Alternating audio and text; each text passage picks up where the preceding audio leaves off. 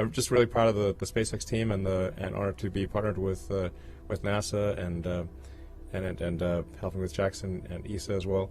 Yeah, just thrilled to be part of advancing human spaceflight, and looking forward to going beyond Earth orbit to the Moon and Mars, and helping make humanity a spacefaring civilization and a multi-planet species one day.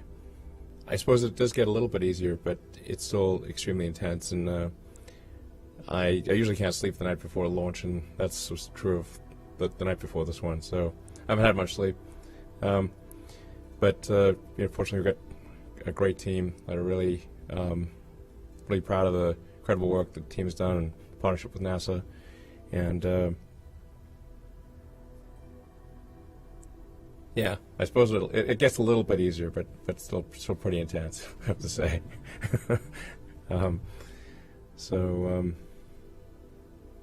Yeah. It's hard to believe that we're here doing this, quite frankly. Feels like a dream. We'll still be obviously coordinating with NASA, and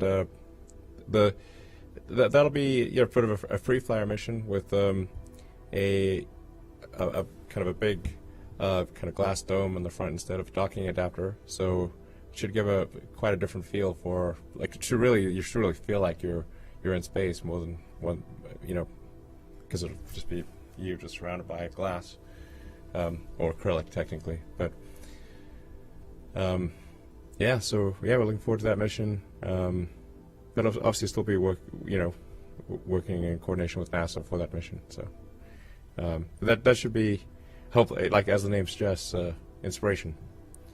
And actually, I think that's the thing about human spaceflight, is that it's one of those things that makes people excited about the future.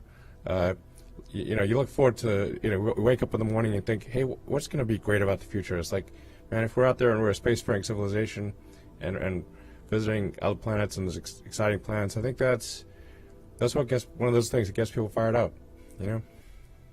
Yeah, certainly gets me fired up, obviously. It's a great honor to be chosen by NASA to return people to the moon. It's been now almost half a century since humans were last on the moon. It's too long. We need to get back there and have a permanent base on the moon. I think like a big permanently occupied base on the moon, and then build a city on Mars and become a spacefaring, like a spacefaring civilization, a multi-planet species. We don't want to be one of those single-planet species. We want to be a multi-planet species. So, yeah. I'm funding the Starship program. It's mostly been funded internally thus far, and it's pretty expensive. As you can tell if you've been watching the videos, we've, blown up a few of them. So, excitement guaranteed, one way or another. So it's a tough vehicle to build, because we're trying to crack this nut of a rapid and fully and rapidly reusable rocket. And I apologize, I'm a little slow enough to take care of them, going on not much sleep at all. But the thing that's really important to revolutionize space is a rapidly reusable rocket that's reliable too. So that's really what needs to happen. If that can be done, then the cost of access to orbit and beyond can be reduced by potentially a factor of 100 or more. So that's really what is most important about. It's got to be done by somebody's got to do this. And if you have rapid and complete reusability, then that opens up. That is the gateway to the heavens. That's what we're trying to get done, and the support of NASA makes a huge difference. Of course, we would be honored to fly cosmonauts on Dragon, but I do not have any insight into any potential objections. I'm not.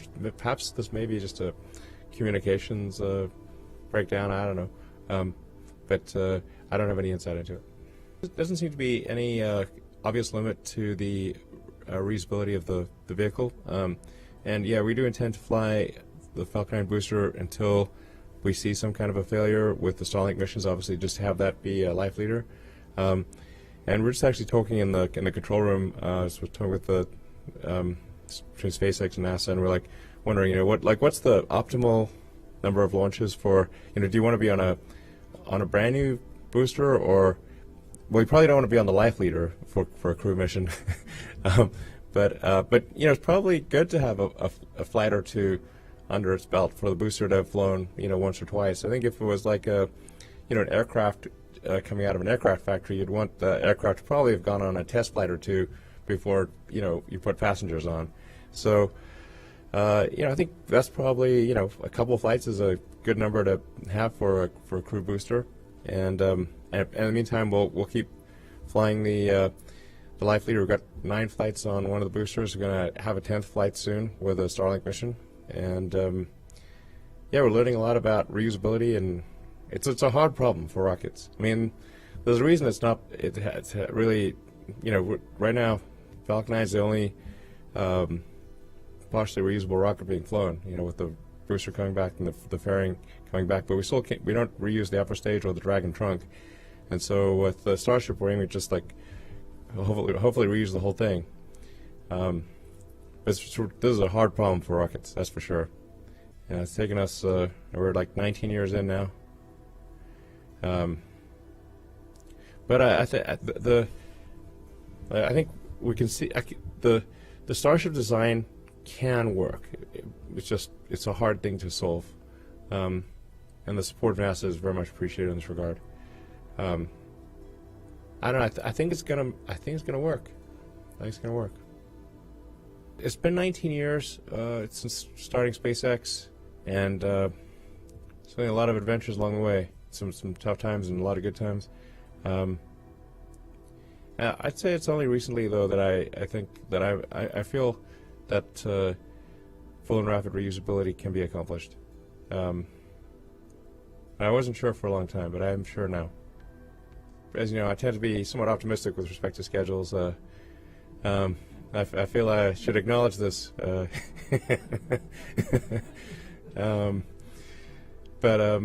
So take that with a grain of salt. But I think it's not out of the question that it could be ready to fly people in a couple of years. Otherwise, it's like, hop in. We're going to Mars. No, not quite. Not yet. It's got some work to do, but making rapid progress. I think we got to make sure we're accelerating the rate of innovation, and then it could be ready in a couple of years. I think that can be done. Yeah, I think so. We're going to build a lot of rockets, and we're going to probably smash a bunch of them. But I think it will happen. I think 2024. This seems likely. We're going to aim for sooner than that, but I think I think this is actually doable. Yes. Yeah, I was in launch control, and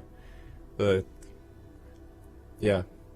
It's funny. It's the same place, the same launch control at where the Lunar missions were launched from. It's pretty wild. It's the same windows, same glass. So it's a little hard to see out at night. During the day, it's a lot easier to see out. The view from the roof is actually better than the view from launch control. But you get to see all the data there. So yeah. I think we're at the dawn of a new era of space exploration.